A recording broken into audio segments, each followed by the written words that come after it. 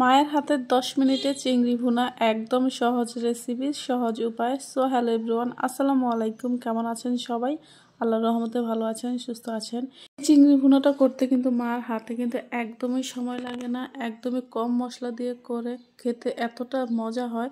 আপনারা কালারটা দেখলেই বুঝতে পারবেন এটা কত লোভনীয়, কতটা ইয়াম্মি, কতটা মজা হয়েছে। এই চিংড়ি ভুনা দিয়ে কিন্তু আপনি 2 প্লেট ভাত এমনিতেই খেয়ে ফেলতে পারবেন। তো চলুন রেসিপিতে যাওয়া যাক। তো প্রথমে এই চিংড়ি ভুনাটা করার জন্য কিন্তু কড়াইতে অনেক পরিমাণে একটু তেল দিয়ে দিয়েছে, এটা ছিল সরিষার তেল। আর এই তো পরিমাণ মতো কিন্তু পেঁয়াজ কুচি, কাঁচামরিচ ফালি করে দেওয়া হয়েছে। এখানে কিন্তু 1.5 কাপ পরিমাণ পেঁয়াজ কুচি ছিল। আর এই চিংড়ি ভুনাটা করার জন্য কিন্তু আগে থেকে কিন্তু চিংড়িগুলো কিন্তু কেটে ধুয়ে পরিষ্কার করে রাখা হয়েছে।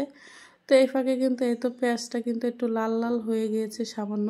তো এই পর্যায়ে কিন্তু এখন হাফ চামচ পরিমাণ কিন্তু রসুন বাটা ইউজ করবে, আর সামান্য পরিমাণ কিন্তু একটু আদা বাটা ইউজ করবে। তো এটাকে কিন্তু ভালোভাবে তেলের সাথে একটু মিশিয়ে নেবে যাতে কাঁচা গন্ধটা একদমই চলে যায়। হাফ চামচ দিয়ে দিয়েছে হলুদের গুঁড়া। তো এটাকেও ভালোভাবে একটু নেড়ে চেড়ে নিচ্ছে, স্বাদ মতো দিয়ে দিয়েছে লবণ। তো এটাকে ভালোভাবে কষিয়ে একদম দেখতেই পাচ্ছেন কমে গিয়েছে, পেঁয়াজটা কিন্তু অনেকটাই কিন্তু সিদ্ধ হয়ে গিয়েছে। তো এই পর্যায়ে কিন্তু চিংড়িগুলোও কিন্তু দিয়ে দিয়েছে।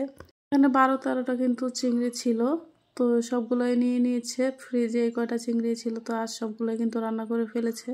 তো এগুলো ভালোভাবে একটু কষিয়ে নেবে, সামান্য একটু নাড়াচাড়া করে নেবে যাতে চিংড়ির উপরে একটু লাল লাল হয়ে যায়। তো মা কিন্তু সবসময় চিংড়িটা কিন্তু ভাজে না, এভাবে কিন্তু রান্না করে, কাঁচাই রান্না করে ফেলে। আমাদের কাছে এভাবেই ভালো লাগে, আপনারা ইচ্ছে করলে একটু ভেজে নিতে পারেন। তো এই তো পরিমাণ মতো কিন্তু পানি দেওয়া হয়েছে। এখন কিন্তু একটু জালটা একটু বাড়িয়ে দিবে সামান্য, যাতে বলক চলে আসে। আর একটু ঢেকে দিয়েছে যাতে চিংড়িটা ভিতর থেকে একদম ভালোভাবে সিদ্ধ হয়ে যায়। তো এই পর্যায়ে দেখতেই পাচ্ছেন ঝোলটা কিন্তু অনেকটাই কিন্তু শুকিয়ে গিয়েছে, আর চিংড়িটাও কিন্তু অনেকটাই কিন্তু লাল লাল হয়ে গিয়েছে আর সিদ্ধ হয়ে গিয়েছে। পেঁয়াজটা কিন্তু একদমই সিদ্ধ হয়ে গিয়েছে। তো এই পর্যায়ে মা কিন্তু ঝোলটা পুরোপুরি মানে শুকিয়ে ফেলবে। আমাদের এখানে আর কি সবাই ঝোলটা একটু কম পছন্দ করে, শুকনো শুকনো ঝোল পছন্দ করে।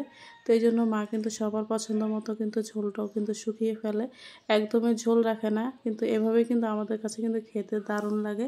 তো এই পর্যায়ে চিংড়ি ভুনাটা কিন্তু একদমই পুরোপুরি পারফেক্ট। তো দেখতে পাচ্ছেন কালারটা কতটা ইয়াম্মি, কতটা জুসি হয়েছে।